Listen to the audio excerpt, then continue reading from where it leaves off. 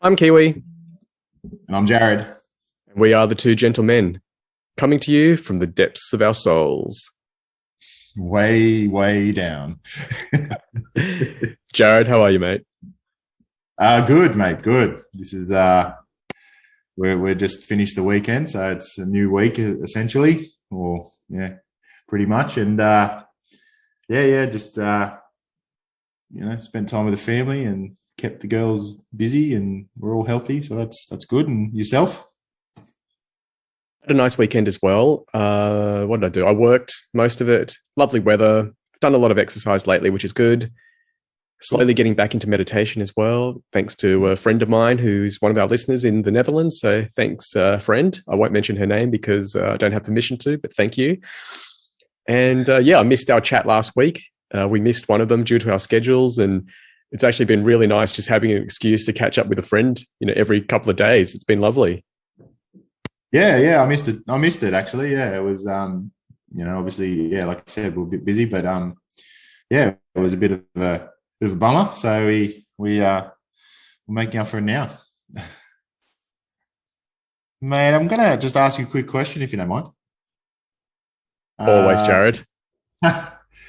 I don't know how quick the answer will be, but we'll try with the question. Do you have a role model or role models? I had a lot growing up, and strangely enough, I made this connection a few years back. A lot of them were named Steve, but I thought, maybe, do I have a Steve fetish or something? Like when I started playing, just Steve, yeah. Look, when I started playing rugby league, I was a hooker. And at the time, the best hooker in the game was Steve Walters. And he was this nuggety little guy. And I just looked up to him. I thought, I'd love to play like that one day. My favorite cricketer, Steve Waugh, growing up watching him. My favorite tennis player, Stefan Edberg, which is, a variation of the name Steve. And then in the modern day, Erica and I, we're both huge fans of Steve Smith, the cricket player. And I was like, oh my gosh, there's something going on here. So it's official. If you name Steve and you're a listener, you've got a fan here in Kiwi. Pretty much. But modern day, it was Roger Federer, and still is. I think, if I could play like anybody, it would be him. Yeah. His middle name Stephen? No. Possibly. It wouldn't surprise me. That would be kind of creepy. And what about you, Jared? Did you have any role models, or do you have any role models still? Yeah, look, I think we all naturally have role models and people we look up to. I think I've said it before, the first sort of real role model is my old man, my dad.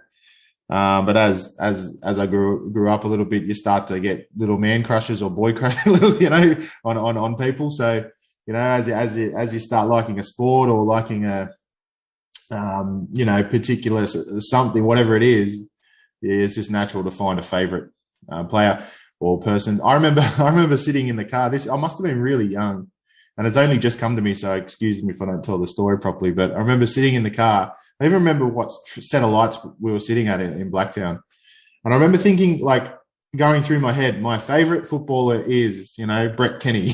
My favorite wrestler is Hulk Hogan. My favorite golfer is Greg Norman.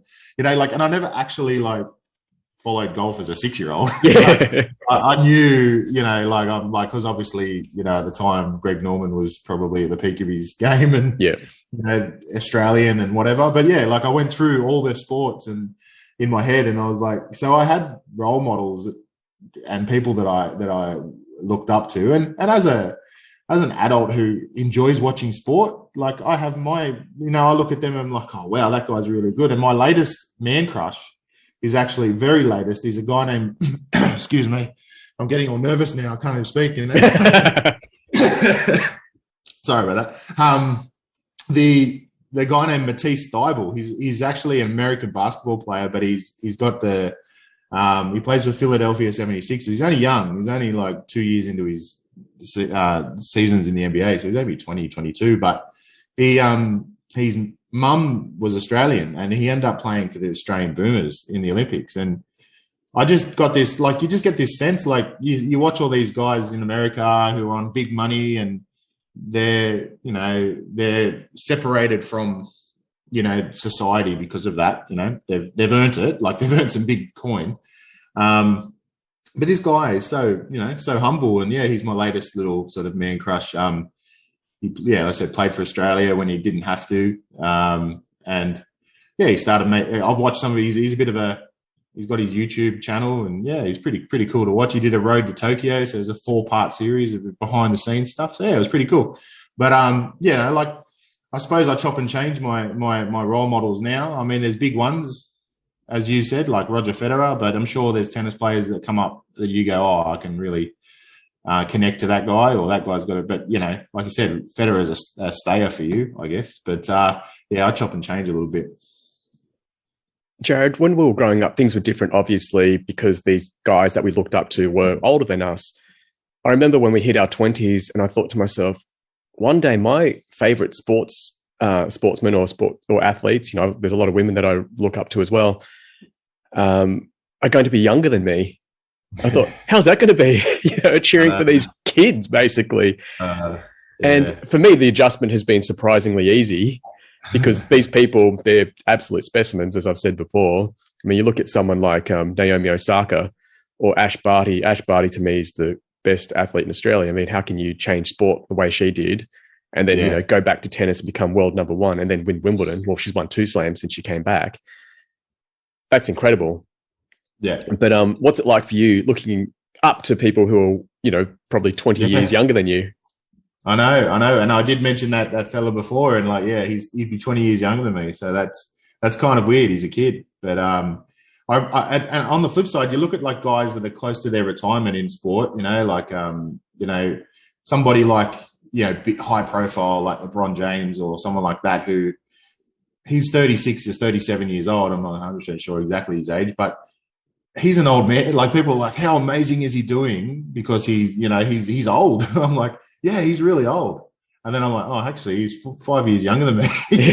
and obviously he's doing some amazing things at that level at that age, obviously sports people have a retirement age, and then they've got the rest of their lives to live. But it's weird, because if we were following someone older than us, they'd be, they're those role models now in their 50s and 60s, and it's kind of weird seeing that. If that's the hard part, I think, like seeing some of the people that you were following as a kid is now old, like older, and as a kid they were a man and you're a boy.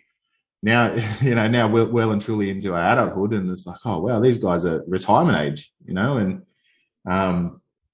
that's the harder part for me. Like, I'm not actually that worried about having a, I wouldn't say a role model. I suppose role model and being a fan, where do you cross the line? Like, I'm a fan of this guy from Philly, but role model, I don't know. But like it's just a tough one, isn't it? Like you don't want to make that. It's like you're making a commitment. Like, they're my role model. I know. That's that right. 25-year-old is my role model. Yeah. Now I'm like, no, I'm just a fan. I'm just a fan of his work. But I don't know. Like, it's for me, watching my role models get older is probably harder than having, barracking or whatever you want to say for a younger, because a 22-year-old in rugby league terms is could be 4 years into their career and 4 years away from retirement. Like, so they're in the middle of their career. Yeah. So, you've seen them kind of grow up, even to a certain degree. Yeah. Yeah, definitely. It's funny that both of us, when you brought up the question, I thought of athletes. You seem to have thought of athletes as well. We haven't brought up anyone else. And it's funny, just I guess because we're both so into sport, really. Yeah. But I try to, sorry to cut you off, but I try to look at other things. But I'm always attracted to the sports, unfortunately. Well, not unfortunately, but just, I'm a bit one-eyed in that way. Yeah, I'm very much the same. I just became aware of it then, that neither of us said, oh, yeah, there's this great politician or this great writer or great speaker. And I haven't particularly thought of any of them, really, even though, I want to be a great writer myself. And I don't, really think of any when I think of, who my heroes are. Maybe you should. Good advice, Jared.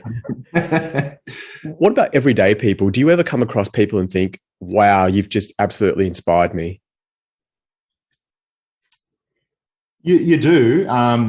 You don't get a full, well, you haven't got a full media coverage of this person though, like, so, the world with sports and with celebrities, whatever, politicians, writers, whatever, all these people that are in the public eye, you get a kind of like a sense of, you get a look into their life, you get a look at how they act under pressure, all this sort of stuff. When you meet someone on the street, or I'm not going to say on the street, but I don't know how many people just meet on the street. But when you meet somebody and you build a relationship, you only get a snippet of, them. So you might say, oh, that person at work is an amazing operator. Yeah. But they may go home and not be able to kick a football. Not that that's the goal in life, but you know what I mean. Like, so you only get that snippet. So it's important to sort of, or you might have a friend who you consider what they do is really, really good in regards to their family life. They might run they might have a really good take on some aspects of fatherhood, and you might what, I'm going to use that if I can, or. They may run a business and have a really healthy family life at the same time. And you're like, wow, they're balanced and all this sort of stuff. So you can have role models, but I think you only can only take, snippets, because like we've discussed in previous episodes, you don't show your full self to everybody. So we don't see them, when they start resting at night, or, what struggles they go through, or what, anything. We don't see all that stuff. We're not privy to that. You make a really good point, Jared. I think the word snippets is perfect. And it's a really mature way to look at it too, because there's so many times you hear, oh, you should never meet your heroes because, you'll only come away disappointed. Yeah. But let's be mature about it. I mean, we're all human, right? Like you said, you can go home and you can't kick a football. Well, you might have other things that you can't do either, more important things in life other than kicking a football, such as you might not have all of your mental health together. Yeah. That doesn't mean that people can't learn from you in other ways, or you can't look up to these people in other ways. By the way, I just realized one of my favorite surfers is Steph Gilmore, which it's another Steve sort of variation name. I've got a problem, man. I've really got a problem. You're really opening up here, and there's certain things we need to talk about off air. Yeah. But yeah, you're absolutely right. And I've met so many people from many, many different backgrounds where I do learn only one little thing from them, but it's enough, really. And I stitch all of those together from this person, that person, and it helps, create a good picture, I guess, of humanity itself and what a human being can be. Okay. Yeah, look, I agree with that, Kiwi, that I have mentioned it before in other aspects, in other episodes, and other aspects of life, that, it is like a bit of a tapestry, you're kind of just putting it piece to piece, making a quilt of what, what is the best things. And, you can either apply it to your own life, or, I guess if you need to give advice or whatever, you can maybe tap into it there. So, yeah, totally agree with that whole aspect of, we don't actually want to see everything anyway. Like you say, you don't want to see your heroes 24 hours a day, because you'll probably be disappointed. They're not at that peak all the time. So it goes the same with personal relationships, like you're not, they need time to recharge and need time alone and all that sort of stuff. So, so that, you take the good bits and if you're lucky enough to get close, I guess if you're lucky enough to get closer with other people, obviously our partners, wives, and, we all live together and see each other at our best and worst. So we chose that to be together and do that, but you don't necessarily have the space and the, when I say the space in your mind to take on everyone's problems, that's sort of like, for the private family and the private sort of side of things that, that we shouldn't be, exposed to. Because imagine like with our mindset, like trying to care for everybody, you know, like if we saw everybody at their moments when they're upset or happy or whatever, like that's a lot of emotions to take in, you know, like, and as people like us that care, like I don't think I could do it. Like, I'll share a little bit of it, but I don't think I could take everything in at once anyway. Yeah, it would be a lot to see, definitely. Yeah. As a father, what have you felt that, firstly, as a father, do you feel any pressure to be a good role model? As the girls are growing up, I didn't feel it instantaneously, because this is just me, that, you know, like everything's just a whirlwind. You have your kids and you're trying to survive, you know, like whether it be sleepless nights or trying to get them to feed, or this is obviously early days. And then as they get older, there's always these different little problems you got to deal with. And yeah, at the time you perceive them as problems, but you know, as they get older, you're like, oh, well, who cares that they took an extra month to learn to be toilet trained, or who cares that they, you know, whatever. Right. So,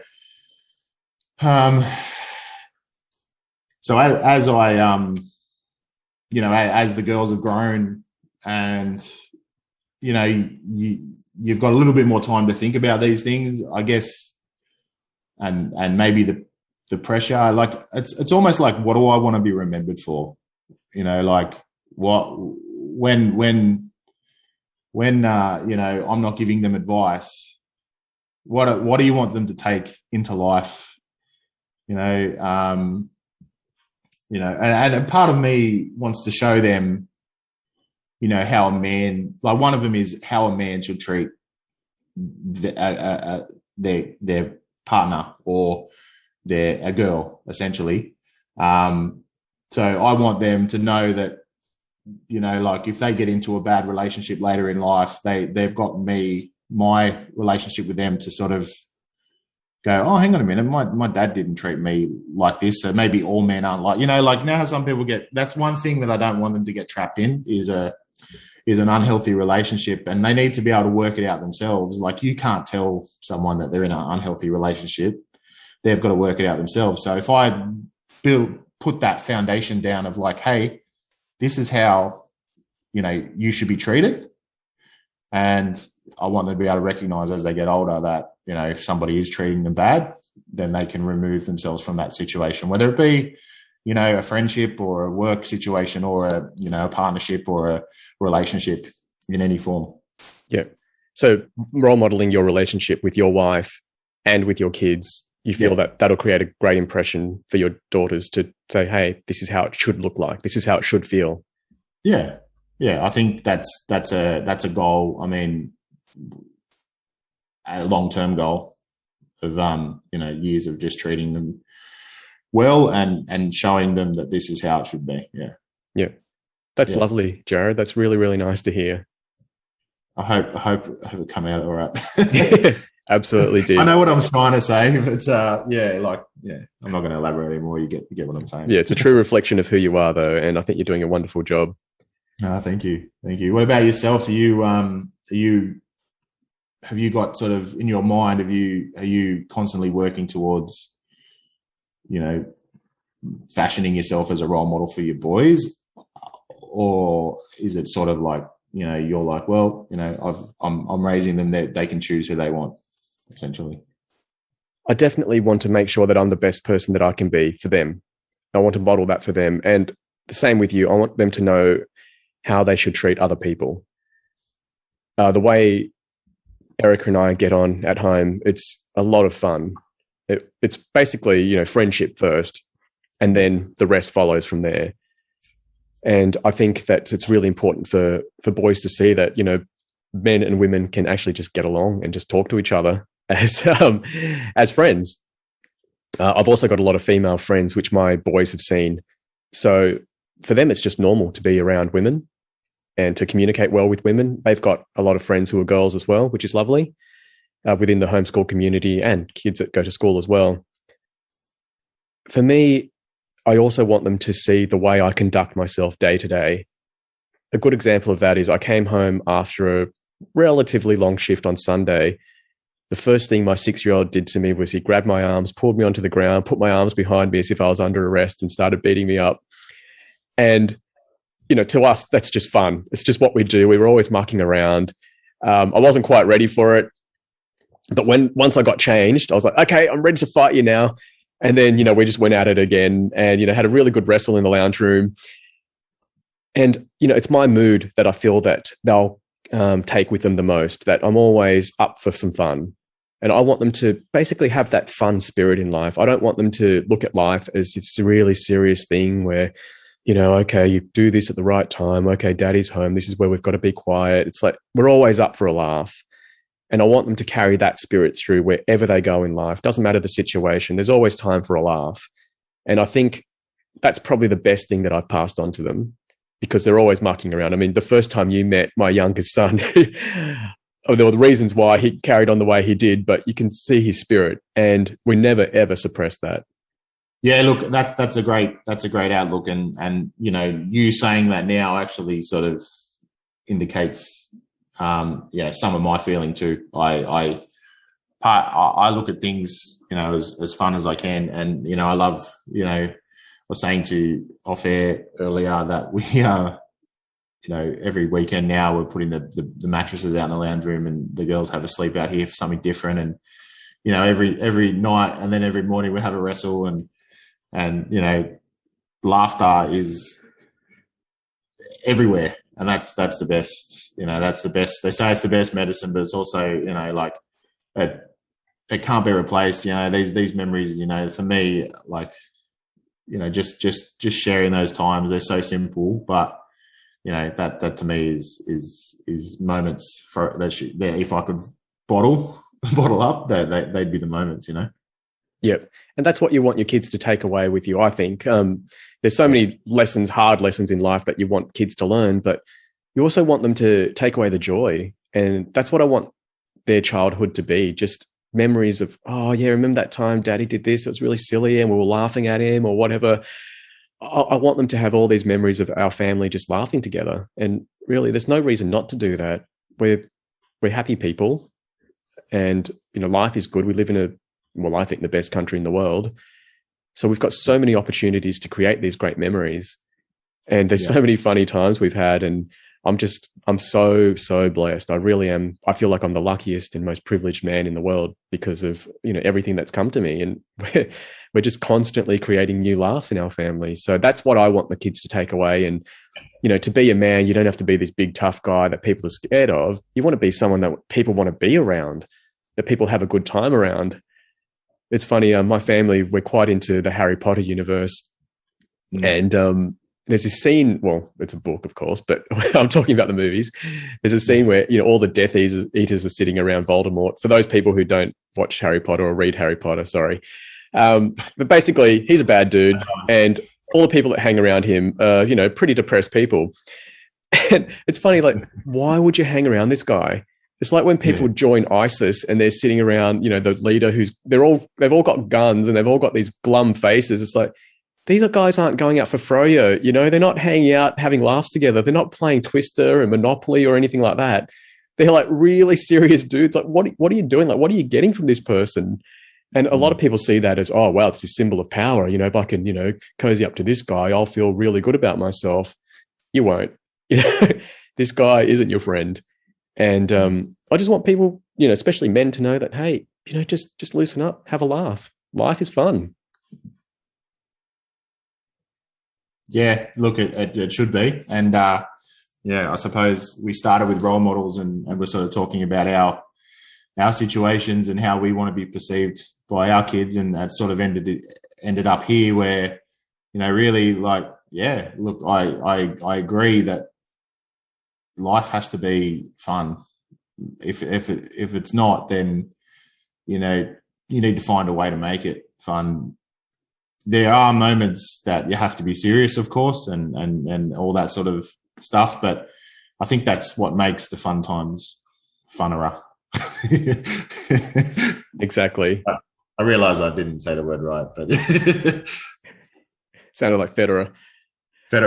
Stephen Federer. When do you need to be serious though, Jared? Like for me, like we're talking about role modeling and role modeling behavior as well. How often do we actually need to be serious? Because apart from a business meeting where maybe there's something on the line, when do you need to be serious? So that's a hard one because I like to try and use humor or I don't even know the word. To be a bit lighter. Yeah, lightheartedness. Lightheartedness in most situations. But yeah, I mean, I don't have an answer of like when or how much you have to do it. We just hope that our inner sort of voice tells us, okay, this isn't the time to do that. And it's there's times where you're like, oh, that joke or that just went over like a lead balloon. Some people just aren't in the same space, and whether it be a personal thing or there's a serious situation in the work environment or whatever, then you need to be able to rein it in, I guess. Yeah, read the room a little bit. But yeah, I'm comfortable sort of, keeping it lighthearted and whatever. But yeah, I guess there's a point. We both work in industries and have worked in industries that you have to be serious at times, and people are relying on you or your decision. Could have an impact on them financially or personally or whatever. So yeah. I guess just reading the situation or reading the room. Hopefully you don't get it too wrong too many times. Yeah, no, you're right. You do need to definitely read the room. Look, I've thought about my funeral, Jared, and how I'd like that. People always put these, big soppy songs on, I don't know, Wind Beneath My Wings and that sort of thing. And people are always wearing black. And I remember driving up the coast and we had to pull over for a snack and there was a funeral and everyone was wearing Hawaiian shirts. And it was awesome. I thought it was a really nice celebration of someone's life. And that's how I'd like it. I hope that people at my funeral are, laughing and remembering all the silly things I did and all the jokes I've told in my life and just reflecting on a life well lived where I, gave it everything I had and, may have gone out of my shield, may have succeeded, may have completely failed, who knows? But I hope that it's a celebration. Yeah, look, it's a nice thought. Look, I do, the unfortunate fact that we've all been to funerals and to know like there's that time for grieving that, or it's almost like it's it's in stages, like you have to grieve here and then you can be happy here, like you grieve at the funeral and then you move on to the wake, I guess, and then you can loosen up and most people start sharing stories and throwing drinks down their throat and whatever helps them get through the situation. But yeah, it seems like this one that you stumbled across may have just skipped the grieve at this point. Let's just have fun from the start. So yeah, it's a nice thought, isn't it? People think that highly of you that they're like, what, this is the way that this person would want to go out, and we're going to honor that person like that. So it's nice. Yeah. Speaking of honoring someone, one of my role models is my dad. And I came to this, more as an adult than when I was young. And he's a really, really tough guy, survivor of a POW camp. And then just overcoming this recent episode where he was really sick and was close to death, really. Yeah. And now he's just got this glow about him. It's really lovely to see just the way his attitude is. Erica commented, she's never seen him happier. And he just said to me the other day, I want to live till I'm 100. Yeah. And he's, I think he's 76 now. So that's a long time. That's a whole career, really, 24 years. He could get a degree and, he's pretty good at classical guitar. He could set a goal to, perform on stage one day. It's a lot of time. 25 years. Imagine if you got given 20, like, a lot of people at 25 have, made it. Like exactly. So, and a big chunk of that was childhood. So imagine as an adult, imagine at 20 years old, they say by 45, you need to, and you're like, wow, that's a lot of time. Yeah. And yeah, it's pretty Absolutely. cool that, like that he's voiced that he wants to get the letter from the Queen. So yeah. But it's one of the things I love about him is his toughness. He's, so that's a very masculine trait, but also he's a very gentle man too. He's very kind. Now, we've got very different beliefs, but he doesn't go around telling other people what to do. He just lives his way. He's very vocal about that if you ask him, but otherwise he's just keeping to himself and doing his own thing. And I really love that about him. So I just wanted to put that out there that, yeah, I really look up to my dad in that way. Yeah, no, that's like I said, for me, my first role model was my old man, but I just triggered me then. Like as an adult, you do go back to that as well to a certain degree, because you sort of, like for me, I'm like, okay, I can see what he went through when I was a kid now and born, and as I grew up and as my brother grew up and all the stuff that everyone goes through. I'm potentially, essentially living that now, and you get another, you get a different perspective and you gain a different respect, I think, once you start experiencing what, how I saw my old man, but then, you hear what he did for us and you can sort of connect it to your life a little bit more now because you're experiencing it. So it's a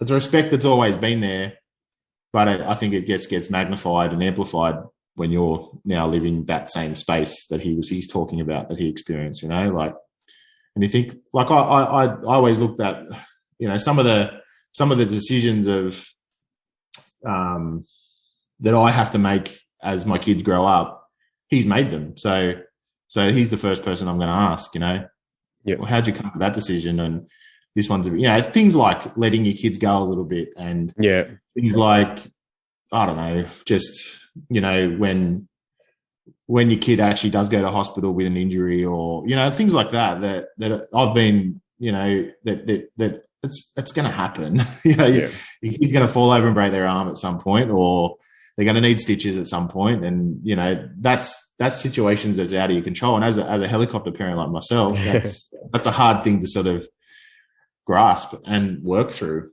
Just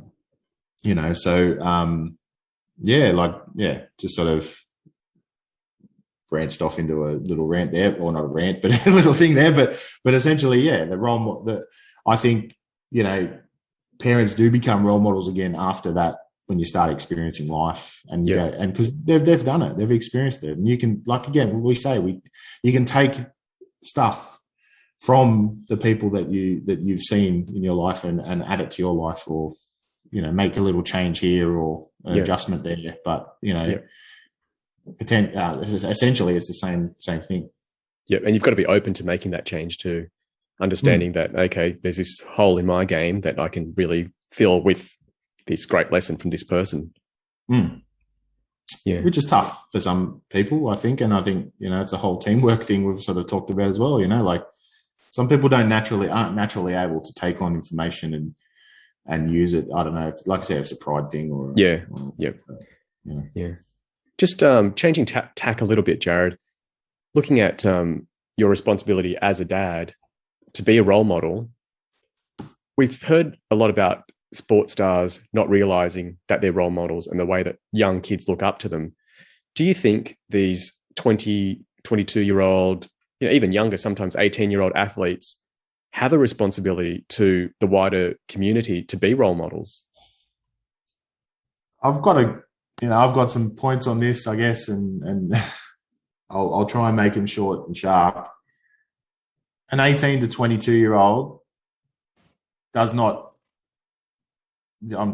care about being a role model. Like, that's my opinion. Like, if they're employed and paid to play a sport or be in a band or whatever, right? If they've had quite a success and they've made it, essentially, they're 18 to 22 years old. Can you think back then when you were 18 to 22 years old, if people were like, you know what, people have got full access to you via the internet and all those places on the internet that people can get access to you. There's the media coverage, and you need to be role models to every child that wants to pick up a football or wants to pick up a guitar. Like, we just talked about it. They haven't actually experienced it themselves. They haven't gone out and had kids and understand how important a role model is to these kids.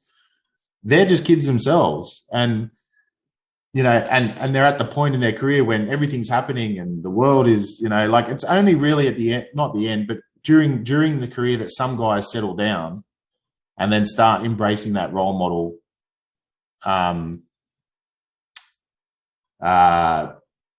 structure, no, whatever. They embrace the role model expectation because they may get married, they may have settled down and got a good space in their career, like as in like they may have signed a big contract to stay somewhere, they may have bought a house, they may have had family. So that settles these young people down, and then they start embracing the whole role model thing. I think it's a rare occasion that an 18-year-old is like, yeah, I'm going to be a role model to all these kids, because he's a kid himself. Like, well, she's a kid herself, you know, like, it's a really tough ask on these guys. You know, they're footballers or they play the guitar. Don't ask them about what politician they want to be the leader of the country. Like, you know what I mean? Like, and even if they do have a comment on it, take it with a grain of salt. Like, these are kids. Like, they're footballers. And again, these guys run into brick walls as part of their sport. Exactly. And then you want them to be intelligent enough to come up with all these great ideas and not be wrong and say things perfectly in the media. Like, this is another episode in itself, but yeah, you get what I'm trying to say. Yeah, I would love to continue this episode actually, because I actually agree with everything you've just said. I think I used the word maturity basically earlier. What did I say? I said we need to be more mature about the way we look at role models, and you've just really hit the nail on the head there, that we need to be realistic about who we're looking up to. And if it's not these kids' responsibility to be role models, then really it falls on us, doesn't it, as parents? Because I'd like my boys to come to me if they've got an issue or if they've got something in life that they're not sure how they should approach. I don't want them to look at, you know, an 18-year-old fullback who's, you know, just burst onto the scene. This kid doesn't have the answers, and he never said he did. So I think it's so unfair, the expectations we place on young people, purely because they're making a lot of money playing sport. Like you said, you know, like the guy catches a ball well or he runs really fast. Yeah, let's find out what he thinks about North Korea. I just working on that, and it's going back to the whole, if I want my kid to learn how to catch a football, or I want my kid to learn how to run fast, yeah, follow that. Like, take that advice and that from that person, but, you know, take that section of that. Like, don't. We've talked about it, the whole tapestry of the whole. If I can teach my kids, if they do have role models, you know, yeah, that guy can throw a football 25 meters. You know what? Look on YouTube and see if you can find his training regime. Let's learn how to throw a football 25 meters. But don't look on YouTube and see, you know, like you said, his opinions on North Korea. Yeah, you know, it's taking the little parts that you use as a, you know, to make yourself better from that person, but not as a whole. You know, we're all different, and we shouldn't, you know, completely follow blindly, you know, the new 18-year-old fullback that's come through. Yeah. This poor kid, like, I can't imagine the pressure that they would go through, you know, and yeah. So again, exactly. Like I said, it's another episode in itself. Jared, thank you so much for the chat. No worries, mate.